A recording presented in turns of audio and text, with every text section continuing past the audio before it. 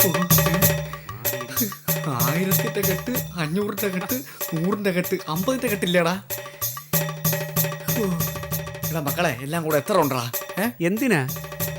അല്ല, ആകെ മൊത്തം ടോട്ടൽ നമ്മളെ ബാങ്കിലെ ഒരു ദിവസം വരുമാനം എത്ര? അച്ഛനെന്തിനാ അതൊക്കെ അറിയുന്നേ?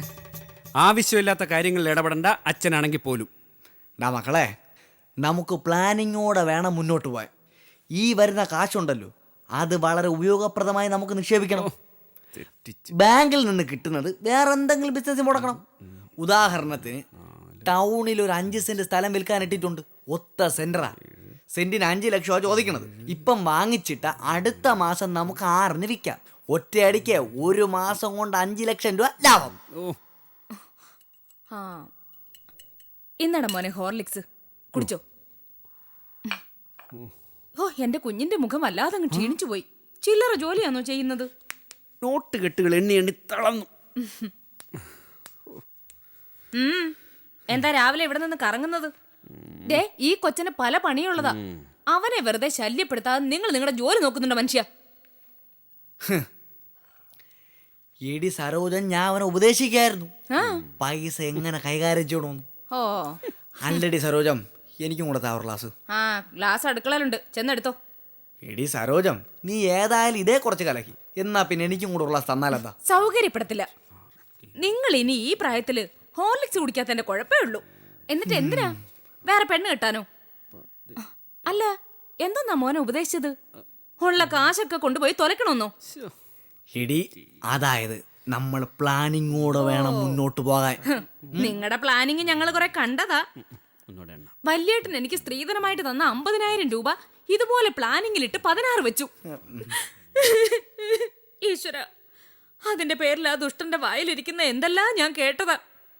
എന്നെ കാണുന്ന ഉടനെ തുടങ്ങുമായിരുന്നു, എടി നിനക്ക് ഞാൻ 50,000 തന്നില്ലേടി, എവിടെ പോയടിന്ന് ചോദിച്ചോണ്ട്. എനിക്ക് വല്ല ഉത്തരവുണ്ടോ? നിങ്ങൾക്ക് ഇനിയും തീർന്നില്ലയോ പ്ലാനിങ്ങിന്റെ സൂക്കേട്? എടാ മോനെ, ഇതൊന്നും കേട്ട് നീ വയ്യാവേലി ഒന്നും പിടിച്ച് തലേ വെക്കല്ലേ. നമുക്ക് ദൈവമായിട്ട് തന്ന കാശ. കാര്യം റബ്ബർ തോട്ടായിരുന്നേ കുറച്ചുകൂടെ ലാഭമായനെ. എന്തായാലും ഇപ്പൊ കിട്ടിയതിരിക്കട്ടെ, അത് തന്നെ വലിയ കാര്യം. ഹോ ഈശ്വരാ, കാൽ കാശിന് ഗതിയില്ലാതെ കിടന്ന് എന്തോരം കഷ്ടപ്പെട്ടതാ. അമ്മ വിഷമിക്കണ്ട, നമുക്കിനി വിഷമിക്കാൻ ഒന്നുമില്ല. ബിസിനസ് കാര്യങ്ങളൊക്കെ ഞാൻ നോക്കി നടത്തിക്കോളാം. അമ്മ കണ്ടോ, പടിപടിയായി ഞാനങ്ങനെ ഉയരങ്ങളിലേക്ക് കയറും. എടാ മോനെ, നിനക്ക് വല്ല സഹായം വേണമെങ്കിൽ പറയണം. അനുഭവ സമ്പത്തുള്ള അച്ഛയോട് വെറുതെ ഇരിക്കുകയാണല്ലോ. കൂടുതൽ സഹായിക്കാൻ വരാതിരുന്നാ മതി. ഞാൻ നടത്തുന്നതേ ബാങ്ക്, അല്ലാതെ കള്ള് ഷാപ്പല്ല. റേഞ്ച് പിടിക്കുന്ന കാലത്ത് നമുക്ക് ആലോചിക്കാം. അതെ അതെ, അങ്ങനെ പറഞ്ഞു കൊടുക്കും മക്കളെ. അച്ഛന് പ്രായമായില്ലേ, ഇനിയിപ്പോൾ ഒരു സ്ഥലത്ത് മര്യാദക്കിരുന്നാ പോരെ. ഇന്നലെ ഞാൻ ടാക്സി വരുമ്പോൾ അച്ഛൻ ആ ചായക്കടയിൽ നിന്ന് ചായ കുടിക്കുന്നു. സത്യം, ഷോ കണ്ടിട്ടെൻ്റെ തൊലി ഉരിഞ്ഞു പോയി. അതെന്തടാ, ഞാൻ ചായയല്ലേ കുടിച്ചത്, അല്ലാതെ ചാരായൊന്നും അല്ലല്ലോ. കേട്ടോ അമ്മേ, എന്നാ പിന്നെ ഒരു കാര്യം ചെയ്യ്, പോയി ചാരായം കുടിച്ചോണ്ട് ആടിയും കയറി വാ. വരും, ചൂലെടുത്ത് അടിക്കും ഞാൻ, പറഞ്ഞില്ലെന്ന് വേണ്ട. നീ വിഷമിക്കാതടാ മോനെ, ഇങ്ങേരുടെ സംസ്കാരമല്ലേ കാണിക്കൂ. രാവിലെ എഴുന്നേറ്റാലുടനെ ചായക്കടയിൽ പോയി വായി നോക്കി ഇരുന്നുള്ള ശീലമാ. അത് പിന്നെ ഇങ്ങേരുടെ തള്ളേ അങ്ങനെയല്ലായിരുന്നോ? ചായക്കടയിൽ പോകുന്നതിൽ എന്ത് തകരാറെന്നാ എനിക്ക് മനസ്സിലാവാത്തത്. നമ്മളെ വാസവന്റെ ചായക്കട, അവ എത്രയോ വർഷമായിട്ട് അവിടെ നടത്തുന്നു. എത്രയോ വർഷമായിട്ട് ഞാൻ അവിടെ പോയി ചായയും കുടിക്കുന്നു. ഇന്നലെ അതുവഴി വന്നപ്പം അവൻ അനിരുദ്ധണ്ണ വാ ഒരു ചായ കുടിച്ചേച്ച് പോകുന്ന നിർബന്ധിച്ചു. പാവം, ഞാൻ അവിടെ നിന്ന് അത്രേ ഉണ്ടായുള്ളൂ. അപ്പോഴുണ്ട് ഇവൻ ടാക്സിയിൽ വരണം. എന്നാ എന്നെ കണ്ട് നിർത്തണമല്ലോ, ഇല്ല, അവ അങ്ങ് പോയി. അവസാനം ഞാൻ നടന്നാണ് സരോജം വന്നത്.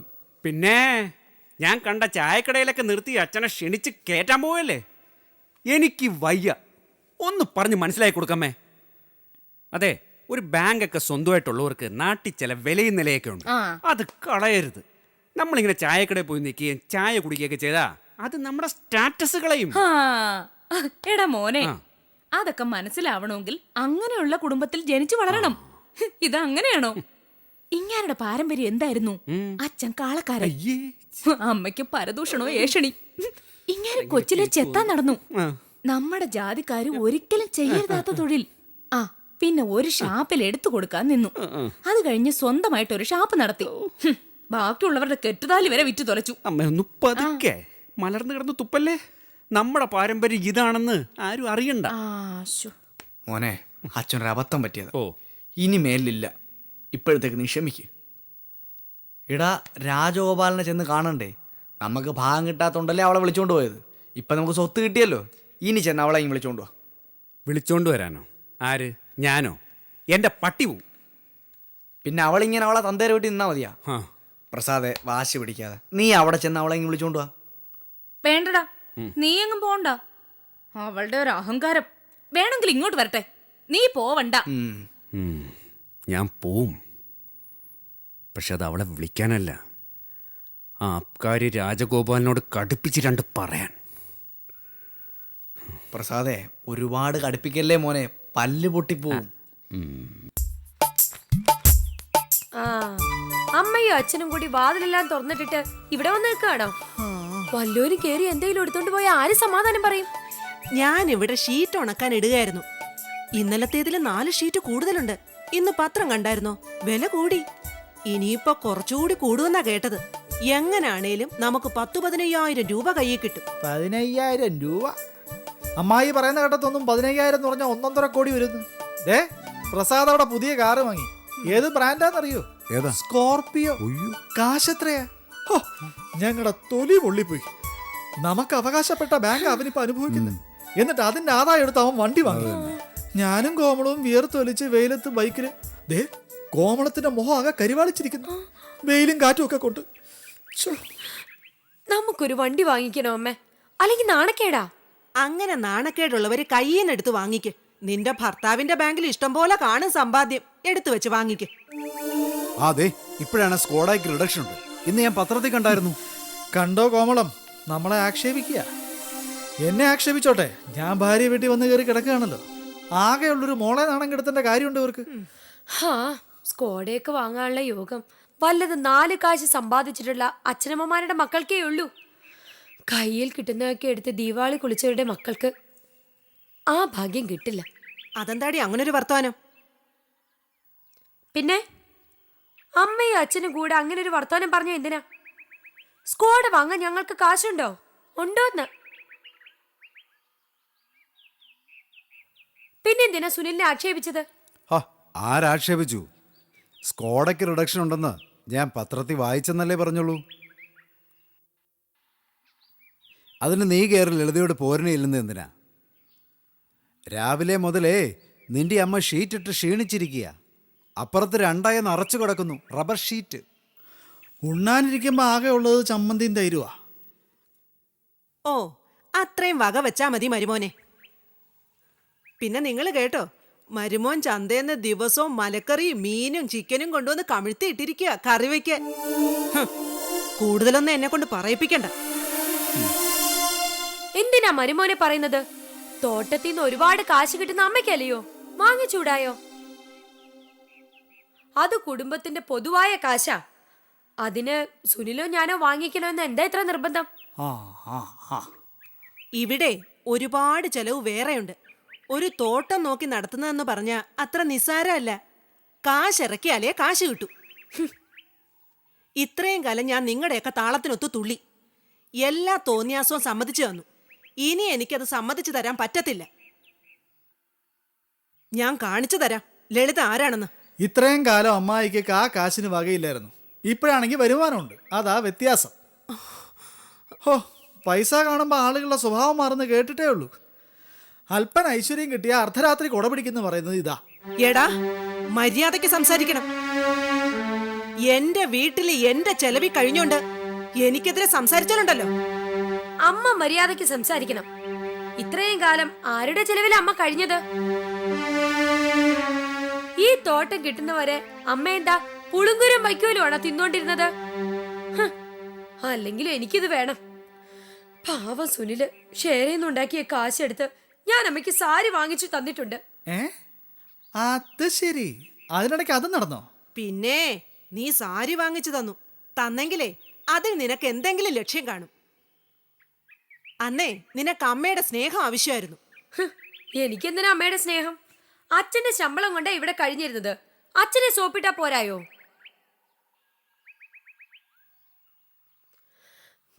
കുട്ടിക്കാലം മുതൽ അച്ഛനെ പറ്റി കുറ്റം പറഞ്ഞ് എന്നെ പഠിപ്പിച്ചു പോയി അമ്മ.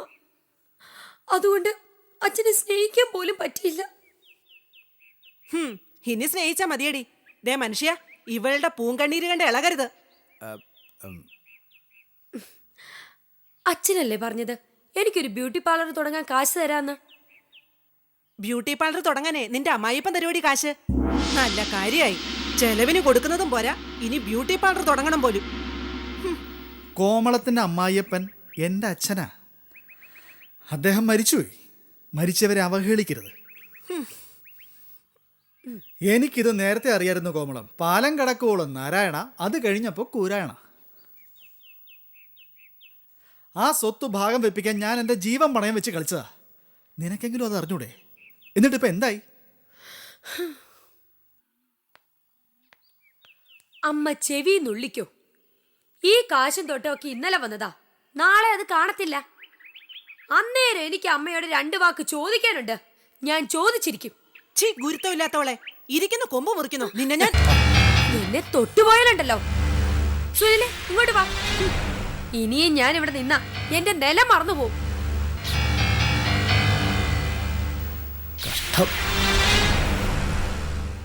ഹാ, കാശും തോട്ടവും കിട്ടിയത് സന്തോഷം. പക്ഷേ അന്ന് മുതൽ ഈ വീട്ടിൽ വഴക്കൊഴിഞ്ഞിട്ടില്ല. നമുക്ക് ആ ബാങ്ക് മതിയായിരുന്നു. ഹാ, കിട്ടിയത് ലാഭമെന്ന് വിചാരിച്ച് മിണ്ടാതിരിക്കെ. ദേ അപ്പുറത്ത് കുറച്ച് ഷീറ്റ് ഇരിപ്പുണ്ട്, ഇങ്ങ് എടുത്തോണ്ട് വാ.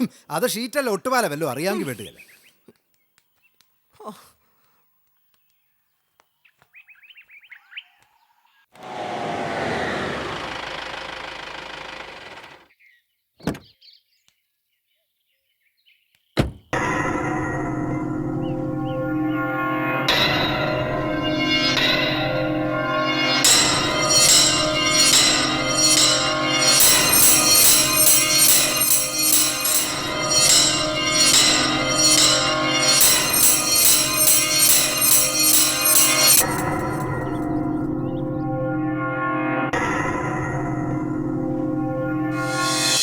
ഞങ്ങളുടെ ജീവിതം തകർക്കരുത്. നിന്റെ ജീവിതം തകർന്നു കഴിഞ്ഞു. എൻ്റെ മകളുടെ ജീവിതം തകരാനുള്ളതല്ല. എന്നേക്കാൾ സാമ്പത്തിക ശേഷിയുള്ള ഒരു മരുമകനെ എനിക്ക് കിട്ടും. നീ ഇപ്പൊ വെറും ഒരു തെണ്ടി. എന്റെ മോളെയും ഞാൻ തെണ്ടിയാക്കണോ? നേരടി കാണുന്നത്. കേറ്.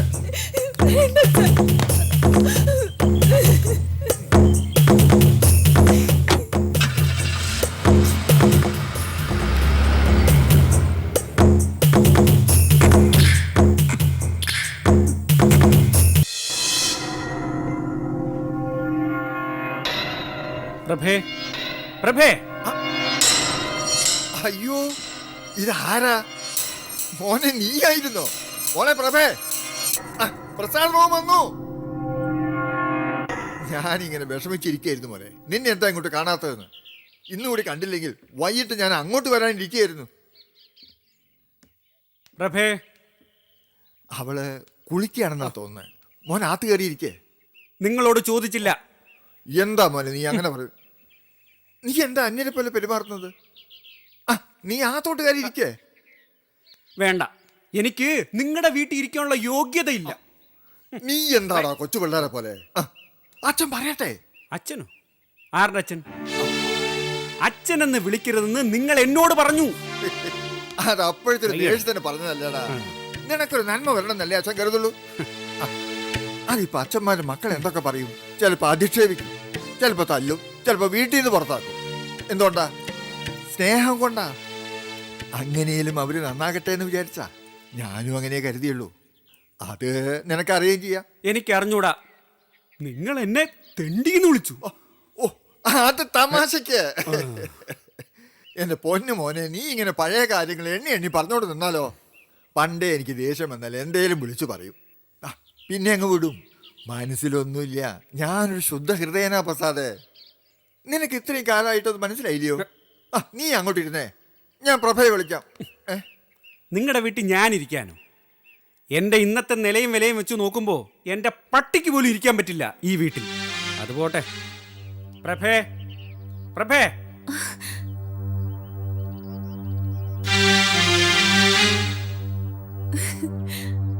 പ്രസാദേ, എപ്പോ വന്നു? എന്താ സ്വിച്ച് ഓഫ് ചെയ്ത് വെച്ചേക്കുന്നത്? ഞാൻ ദിവസവും വിളിക്കുമായിരുന്നു.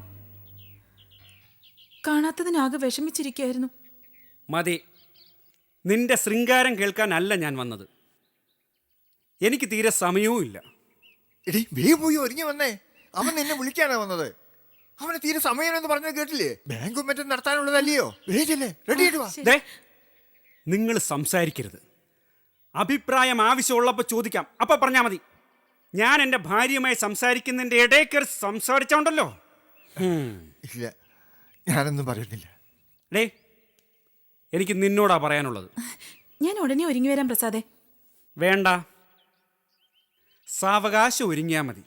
കാരണം ഞാൻ വന്നത് നിന്നെ വിളിച്ചുകൊണ്ടു പോകാനല്ല.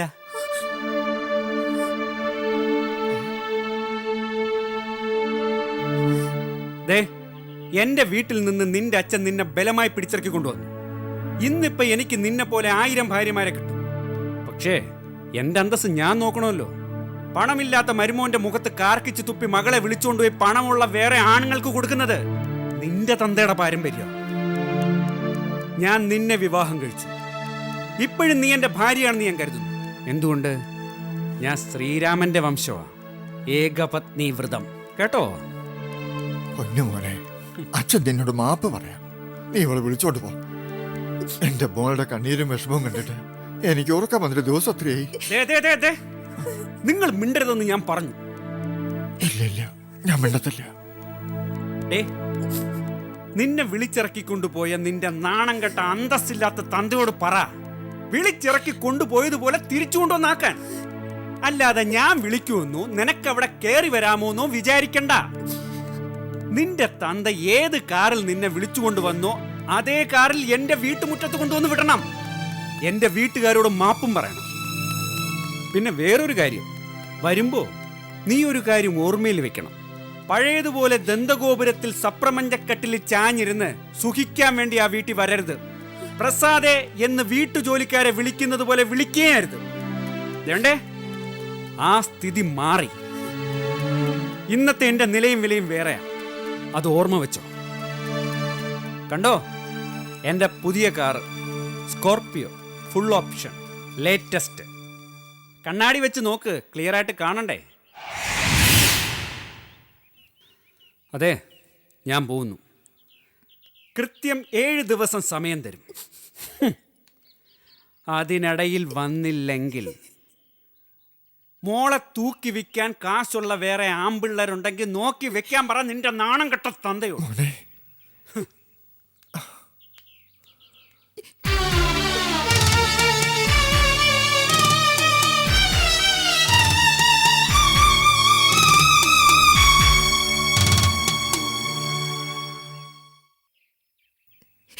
അച്ഛാ,